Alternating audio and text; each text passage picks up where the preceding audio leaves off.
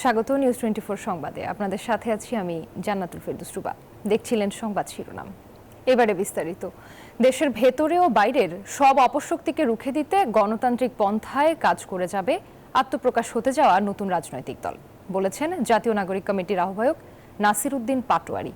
জাতীয় নাগরিক কমিটিতে অংশ নিতে সামরিক বাহিনীর সাবেক সদস্যদের প্রতি আহ্বানও জানিয়েছেন তিনি। রাতে রাজধানীর চীন মৈত্রী সম্মেলন কেন্দ্রে সশস্ত্র বাহিনীর সাবেক সদস্যদের সঙ্গে মতবিনিময় সভায় তিনি এই আহ্বান জানান।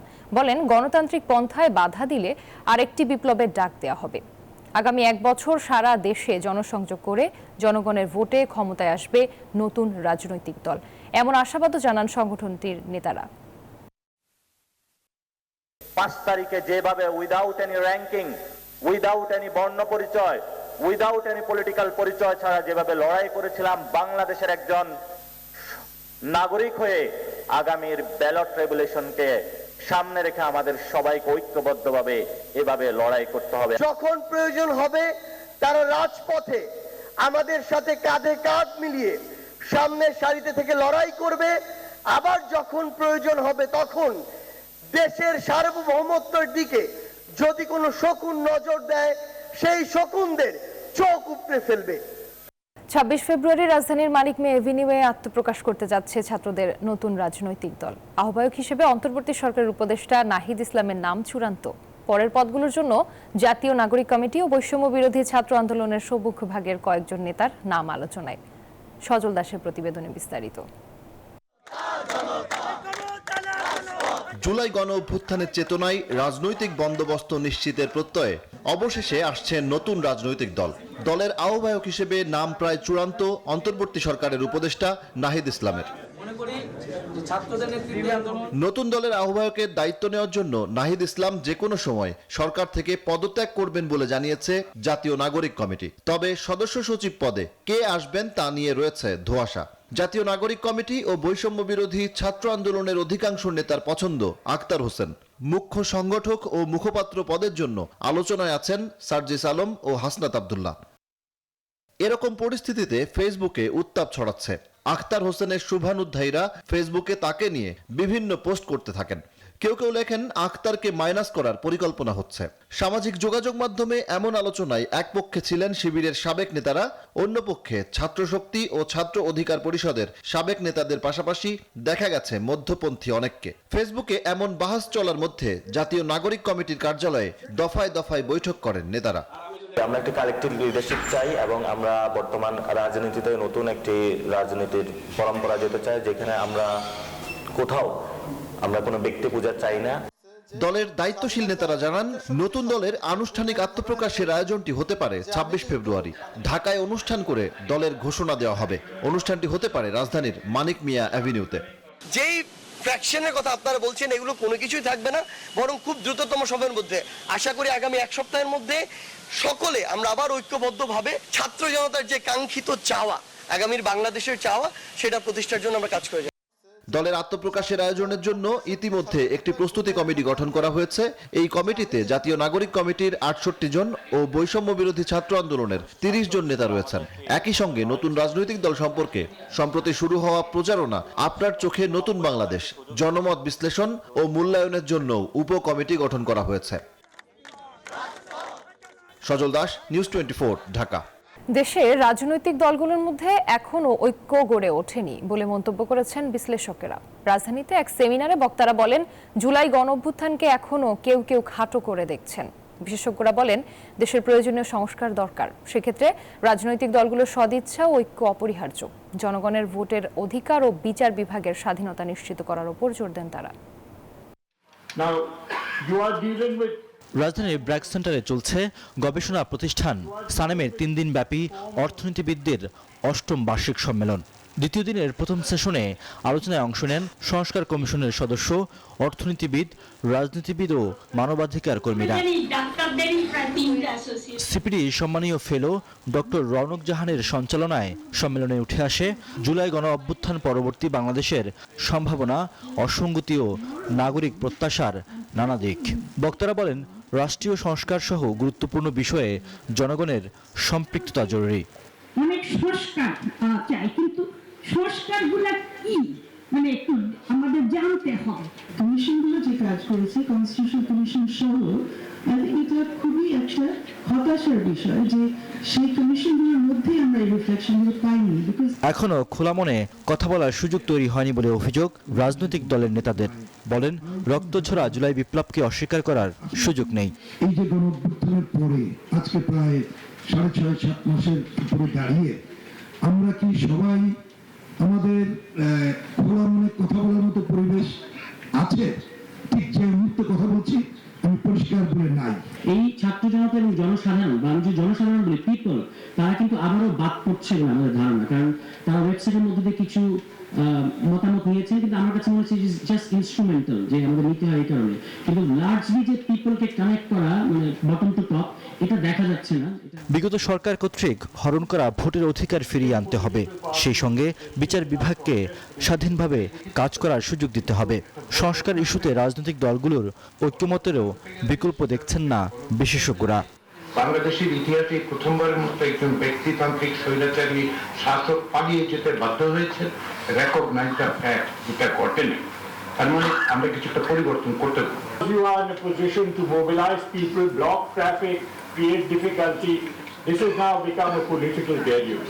অর্থনীতির স্বাভাবিক গতি ধরে রাখতে আইন শৃঙ্খলার উন্নয়নের উপরও জোর দেন বিশেষজ্ঞরা। রিয়াদ সুমন, নিউজ 24, ঢাকা। দলের কেউ অন্যায় করলে তদন্ত করে শাস্তি দেওয়া হচ্ছে, আর এটাই অন্য দলের সঙ্গে বিএনপির সবচেয়ে বড় পার্থক্য, বলেছেন দলের ভারপ্রাপ্ত চেয়ারম্যান তারেক রহমান। শনিবার দুপুরে যশোর জেলা বিএনপির দ্বিবার্ষিক সম্মেলনে কথা বলেন তিনি। 7 বছর পর যশোর জেলা বিএনপির দ্বিবার্ষিক সম্মেলন, স্বাভাবিকভাবেই বেশ উজ্জীবিত দলীয় নেতাকর্মীরা। এছাড়া বহু বছর পর ভয়হীন শঙ্কাহীন কর্মসূচি, তাই ব্যাপক উৎসাহ উদ্দীপনা কর্মী সমর্থকদের মাঝে। সম্মেলনের প্রধান অতিথি বিএনপির ভারপ্রাপ্ত চেয়ারম্যান তারেক রহমান। প্রতিটি স্তরে সংগঠনকে আরো গতিশীল করতে বিভিন্ন দিক নির্দেশনা দেন তিনি। কথা বলেন সমসাময়িক রাজনীতির নানা প্রসঙ্গে। রাষ্ট্রের বিভিন্ন কাঠামোর পুনর্গঠন প্রয়োজন। দলের শীর্ষ এই নেতার দাবি অনেকের মতো অনুকূল পরিবেশে নয়, আরো বহু আগেই স্বৈরাচারের রক্তচক্ষু উপেক্ষা করে রাষ্ট্র সংস্কারে 31 দফা ঘোষণা করেছিল বিএনপি।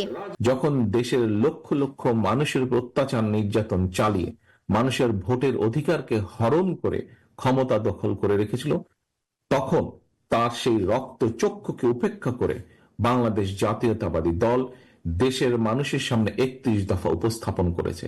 বলেন, বিএনপির সঙ্গে অন্য দলের সবচেয়ে বড় পার্থক্য হলো কোনো অন্যায়কে প্রশ্রয় দেয়া হয় না, বরং কঠোর শাস্তির আওতায় আনা হয় সাংগঠনিকভাবে। বিএনপির অমুক লোক এটা করেছে, তমুক লোক এটা করেছে, দয়া করে এসব কথা বলে বিভ্রান্ত করার চেষ্টা করবেন না। সবাইকে নিয়ে সুন্দর বাংলাদেশ গড়ার স্বপ্নের কথা জানান ভারপ্রাপ্ত চেয়ারম্যান তারেক রহমান। বলেন, বিএনপির প্রধান লক্ষ্যই হলো রাষ্ট্র মেরামত করে মানুষের জীবন মান উন্নয়ন করা। এই সরকার, যার প্রধান কাজ হচ্ছে একটি নিরপেক্ষ স্বচ্ছ নির্বাচন উপস্থাপন করা, বাংলাদেশ জাতীয়তাবাদী দল সরকার গঠন করতে সক্ষম হলে আমাদের সবচেয়ে প্রথম যেই কাজটি হবে এই মাতৃভূমিকে পুনর্গঠন করা। নানা ইস্যুতে পতিত আওয়ামী লীগ সরকারের সমালোচনা করেন তারেক রহমান। বলেন, ক্ষমতায় টিকে থাকতে দেশের সব প্রতিষ্ঠান ধ্বংস করে দিয়েছে স্বৈরাচার শেখ হাসিনা। খুনি লুটেরা স্বৈরাচার এই দেশ থেকে পালিয়ে যেতে বাধ্য হয়েছে। সাফিয়াস রাসনা, নিউজ 24। জাতীয় নির্বাচনের আগে স্থানীয় সরকার নির্বাচন করতে দেয়া হবে না বলে হুঁশিয়ারি দিয়েছেন বিএনপি নেতারা। দ্রুত নির্বাচনী রোডম্যাপ ঘোষণা সহ 4 দফা দাবিতে দেশের বিভিন্ন জেলায় সমাবেশ থেকে এ হুঁশিয়ারি দেন তারা। এর আগে খণ্ড খণ্ড মিছিল নিয়ে সমাবেশে আসেন নেতাকর্মীরা। সমাবেশ থেকে বিএনপি নেতারা বলেন, নির্বাচন নিয়ে টালবাহানা শুরু করেছে অন্তর্বর্তীকালীন সরকার। দ্রুত জাতীয় নির্বাচন দেওয়ার আহ্বান জানান তারা। এই জনসাধারণের একটাই বার্তা, যত দ্রুত সম্ভব এ দেশে একটি অবাধ এবং নিরপেক্ষ নির্বাচনের ব্যবস্থা করা হোক। এদেশের মানুষের ভোটের অধিকার, গণতান্ত্রিক অধিকার, এটা দিয়ে যত তাড়াতাড়ি সম্ভব আপনাদের যা যা সংস্কার করা দরকার, সংস্কার তো হবেই, তো এটা নির্বাচিত সরকার যা রেখে যাবেন সেটা তারা করবে। কিন্তু দয়া করে একটা নির্বাচন দেয়। গণঅভ্যুত্থানের পর দেশে অপরাধ দুর্নীতি বন্ধ হয়নি বলে মন্তব্য করেছেন জামাতের আমির ডাক্তার শফিকুর রহমান। 24-এর শহীদের সম্মানে দখল চাঁদাবাজি বন্ধের অনুরোধ করেন তিনি। আর দলটির কেন্দ্রীয় নায়েবে আমির ডাক্তার সৈয়দ আব্দুল্লাহ মোহাম্মদ তাহের বলেছেন, বিগত 54 বছরের রাজনীতি ও সংবিধানে যে জঞ্জাল তৈরি হয়েছে তার সংস্কার অতি জরুরি। কুমিল্লা ও লক্ষ্মীপুরে আলাদা অনুষ্ঠানে এসব কথা বলেন তারা। প্রায় 2 দশক পর লক্ষ্মীপুরে জামায়াতের সমাবেশ। শনিবার গেলেন বর্তমান আমির। তাই তো উচ্ছ্বাসের শেষ নেই নেতাকর্মীদের মাঝে। সকাল থেকে খণ্ড খণ্ড মিছিল দিয়ে নেতাকর্মীদের গন্তব্য ছিল আদর্শ সামাদ সরকারি উচ্চ বিদ্যালয় মাঠ। সভা শুরুর অনেক আগেই কানায় কানায় পূর্ণ সমাবেশ স্থল। সমাবেশে জামায়াত আমির বলেন, গণঅভ্যুত্থানের পরও দেশে অপরাধ দুর্নীতি বন্ধ হয়নি। 24-এর শহীদদের সম্মানে দখল চাঁদাবাজি বন্ধের অনুরোধ করেন তিনি। 5 আগস্ট থেকে শুরু করে আজকে এই 22 ফেব্রুয়ারি পর্যন্ত এই সামান্য পরিক্রমায় কোথাও আপনি দেখবেন না ইসলামী দলের কোনো লোক এখন জাতির উপরে জুলুম করছে। এদিকে কুমিল্লা দক্ষিণ জেলা জামায়াতের কর্মী সমাবেশে নায়েবে আমির ডাক্তার সৈয়দ আব্দুল্লাহ মোহাম্মদ তাহের বলেন, 54 বছরের রাজনীতিতে ও সংবিধানে নির্বাচন পদ্ধতিতে যে জঞ্জাল তৈরি হয়েছে তা পরিষ্কারের সংস্কার প্রয়োজন। স্ট্যান্ড আগে বলেছি যে প্রয়োজনীয় সংস্কার শেষেই যত দ্রুত সম্ভব নির্বাচন। জাতীয় নির্বাচনের আগে স্থানীয় নির্বাচন দেয়া, দলটির নিবন্ধন ফেরত দেয়া সহ শেখ হাসিনা সহ আওয়ামী লীগের পালিয়ে থাকা খুনি নেতাকর্মীদের দৃষ্টান্তমূলক বিচার দাবিও করেন জামায়াত নেতারা। Desk report, news 24। চাকরি স্থায়ী করার দাবিতে রাজধানীর জাতীয় প্রেস ক্লাবের সামনে সড়ক অবরোধকারীদের ছত্রভঙ্গ করে দিয়েছে পুলিশ। শনিবার বিকেলে জলকামান সাউন্ড গ্রেনেড নিক্ষেপ করে তাদের সরিয়ে দেয়া হয়। আটক করা হয় বেশ কয়েকজনকে। চাকরি স্থায়ীকরণের দাবিতে প্রেস ক্লাবের সামনে সড়ক অবরোধ করলে এভাবেই তাদের ছত্রভঙ্গ করে দেয় পুলিশ। আন্দোলনকারীদের লক্ষ্য করে ছোড়া হয় জলকামান এবং সাউন্ড গ্রেনেড। এরপর লাঠিচার্জ করে পুলিশ। এ সময় আটক করা হয় বেশ কয়েকজনকে। সড়ক ছেড়ে পালিয়ে যায় আন্দোলনকারীরা। এই ঘটনায় আহত হয় কয়েকজন। এর আগে সড়ক অবরুদ্ধ করায় সচিবালয় সহ আশপাশের এলাকায় দেখা দেয় তীব্র যানজট। পুলিশ তাদের রাস্তা ছেড়ে দেওয়ার অনুরোধ জানালে দাবি না মানা পর্যন্ত সড়ক ছাড়বে না বলে জানায় আন্দোলনকারীরা। পুলিশ বলছে, জনভোগান্তি তৈরি করায় আন্দোলনকারীদের ছত্রভঙ্গ করতে বাধ্য হয়েছেন তারা। এখানে আসার পরপরই তারা কিন্তু করছে কি দুই পাশের দুই রাস্তায় বন্ধ করে দিল। তারপরে আমরা কয়েক দফায় আমি সহ আমার অফিসারদেরও পাঠাইছি। আমরা বলছি যে ভাই আপনারা রাস্তাটা শুধু ছেড়ে দেন, বাদ বাকি আপনারা বসে থাকেন, আপনাদের দাবি দেওয়া আদায় হোক বা যাই হোক এটা আপনারা আপনাদের ব্যাপার, রাস্তাটা ছেড়ে দেন। জনদুর্ভোগ হচ্ছে, তারা কোনোভাবে রাস্তা ছাড়বে না। এরপরে আমরা ওয়ার্নিং দিয়েছি, 10 মিনিটের সময় দিয়েছি, এরপরেও রাস্তা ছাড়ে নাই। তখন আমরা বাধ্য হয়ে আমাদের ওয়াটার ক্যানন যেটা আছে, জল কামান বলে, এই জল কামানের পানি আমরা প্রথমে দিয়েছি, দিয়ে আমরা সার্ভিলার দিয়ে তাদেরকে আন্দোলনকারীদের সরিয়ে দিলে শনিবার বিকেল 5:30টার পর থেকে প্রেস ক্লাবের উভয় পাশে যান চলাচল স্বাভাবিক হয়। শাহ আলী জয়, নিউজ 24, ঢাকা। বঙ্গভূমিতে শিক্ষা ও গবেষণায় গুরুত্ব ছিল না কোনো কালেই। স্বপ্ন ছিল নতুন বাংলাদেশে পরিস্থিতি বদলাবে, কিন্তু বাস্তবতা হলেও বদলায়নি কিছুই, তেমন কোনো ইঙ্গিত নেই। চারিদিকে সংস্কারের ডামাডোল, অথচ উপেক্ষিতই থেকে গেছে শিক্ষা খাত। এ খাতে হয়নি কোনো সংস্কার কমিশন। শিক্ষাবিদ ও গবেষকেরা বলছেন, অবহেলার এমন ধারা চলতে থাকলে উন্নয়নের আশা অধরাই থেকে যাবে। সজল দাসের প্রতিবেদনে বিস্তারিত। জাতির মেরুদণ্ড নাকি শিক্ষা? রাজধানীর শাহবাগে শিক্ষক পুলিশের এমন মারমুখী অবস্থান জানান দেয় বাংলাদেশে শিক্ষা খাতের দশা কোন দৈন্যে আটকা। জলকামান, কাঁদানে গ্যাস আর লাঠিপেটাই যেন এক যুদ্ধক্ষেত্র। নিয়োগ বাতিলের প্রতিবাদ কিংবা জাতীয়করণের দাবি, ধারাবাহিকভাবেই মাঠে নামছেন প্রজন্ম গড়ার কারিগররা। যেন দাবি আদায়ের মৌসুম চলছে দেশে। এসবের জাতাকলে নগরবাসীর জীবন ওষ্ঠাগত। ঘন্টার পর ঘন্টা যানজটে ভোগান্তি ওঠে চরমে। অস্থিরতা শিক্ষা প্রশাসনেও। পদোন্নতি, কর্মকর্তাদের বৈষম্য নিরসন ও বদলি, গুচ্ছ ভর্তি পরীক্ষা সহ নানা বিষয়ে সংকট চরমে। নতুন করে যুক্ত হয়েছে পাঠ্যপুস্তক বিতরণে জটিলতা। সব মিলিয়ে এলোমেলো শিক্ষা খাতে বিপাকে সরকার। শিক্ষা ব্যবস্থা এতদিন অপরিকল্পিতভাবে ছিল, এটাকে হঠাৎ করে তো রাতারাতিভাবে ঠিক করা যাবে না।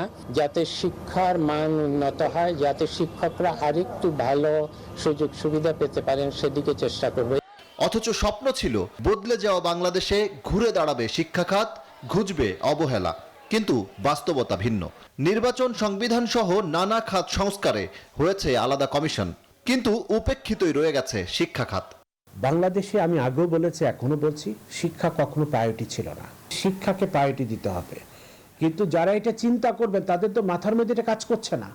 তারা রাজনীতি, তারা কমিশন বানিয়েছে, 14টা কমিশন বানিয়েছেন, আর একটা বানালে 15টা কমিশন। শিক্ষা তাদের মধ্যে প্রায়োরিটি নাই। এবং আমরা খুবই আশাবাদী ছিলাম, ওখানে অনেকজন শিক্ষক আছেন, প্রফেসর আছেন। শিক্ষা প্রশাসনকে আরও সক্রিয় করার আহ্বান শিক্ষাবিদ ও গবেষকদের। তারা বলছেন, অবিলম্বে কমিশন গঠনের মাধ্যমে সংস্কারের আওতায় আনতে হবে এই খাত।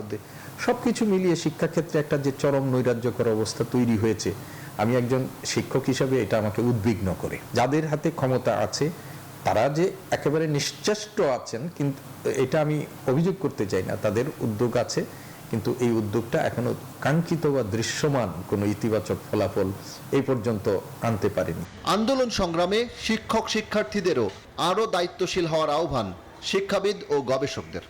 আন্দোলন এবং শিক্ষা প্রতিষ্ঠানগুলোতে নানান ধরনের অস্থিরতার কারণে শিক্ষা ব্যবস্থা দিন দিন আরও বেশি ক্ষতির মুখে পড়ছে। শিক্ষাবিদরা বলছেন, এখনই সময় এই পরিস্থিতি থেকে বেরিয়ে আসার, শিক্ষা ব্যবস্থা সঠিক পথে এগিয়ে নেয়ার। সজল দাস, নিউজ 24, ঢাকা। ঢাকা টাঙ্গাইল মহাসড়কে চলন্ত বাসে ডাকাতি ও শ্লীলতাহানির ঘটনায় গ্রেফতারকৃত আসামি শহীদুল ইসলামকে 5 দিনের রিমান্ড মঞ্জুর করেছে আদালত। এই ঘটনায় 2 আসামি সবুজ ও শরীফুজ্জামান আদালতে স্বীকারোক্তিমূলক জবানবন্দি দিয়েছে। এদিকে দায়িত্বে অবহেলার অভিযোগে মির্জাপুর থানার সহকারী উপপরিদর্শক মোহাম্মদ আতিকুজ্জামানকে সাময়িক বরখাস্ত করা হয়েছে। শনিবার বেলা 11:30টায় প্রেস ব্রিফিংয়ে জেলা পুলিশ সুপার বিজানুর রহমান জানান, শুক্রবার রাতে সাভার থেকে তাদের গ্রেফতার করা হয়। পূবালী ব্যাংক লিমিটেডের বার্ষিক ব্যবস্থাপক সম্মেলন 2025 অনুষ্ঠিত হয়েছে। শনিবার কক্সবাজারের হোটেল লং বিচ অডিটোরিয়ামে 2 দিন ব্যাপী এই সম্মেলন অনুষ্ঠিত হয়। পূবালী ব্যাংকের দেশব্যাপী 508টি শাখার ব্যবস্থাপক, সকল অঞ্চল প্রধান ও প্রধান কার্যালয়ের নির্বাহী বৃন্দের অংশগ্রহণে প্রধান অতিথি হিসেবে উপস্থিত থেকে সম্মেলনের উদ্বোধন করেন ব্যাংকের চেয়ারম্যান মঞ্জুরুল রহমান। অনুষ্ঠানে আরও উপস্থিত ছিলেন পূবালী ব্যাংকের পরিচালক মনির উদ্দিন আহমেদ ও ব্যবস্থাপনা পরিচালক মোহাম্মদ ইসা সহ ঊর্ধ্বতন নির্বাহী বৃন্দ। সম্মেলনে কর্মক্ষেত্রে উৎসাহ বৃদ্ধির লক্ষ্যে 2024 সালে বিশেষ সাফল্যের জন্য 51 জন শ্রেষ্ঠ ব্যবস্থাপককে পদক প্রদান করা হয়। আর এই ছিল নিউজ 24 সংবাদে। এতক্ষণ সাথে থাকার জন্য ধন্যবাদ।